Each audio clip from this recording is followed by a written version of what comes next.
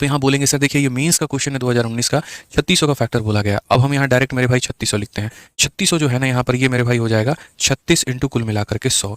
अब ये 36 जो है मेरे भाई ये 9 इंटू 4 है, ठीक है। और यहाँ पर अगर हम देखेंगे तो ये जो 100 का मतलब 2 का स्क्वायर इंटू 5 का स्क्वायर होता है। अब ये 9 को अगर मैं तोड़ूंगा तो ये 3 का स्क्वायर, 4 को मैं तोड़ूंगा 2 का स्क्वायर, इंटू हमारा ये 2 का स्क्वायर, इंटू हमारा ये 5 का स्क्वायर।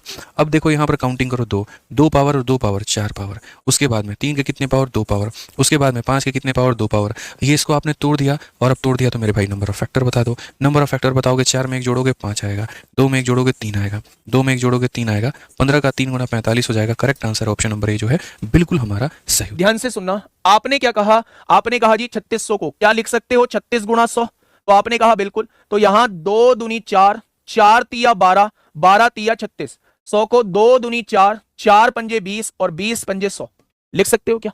अगर मैं आपसे पूछूं 2 कितनी बार है तो आपने कहा 4 बार है।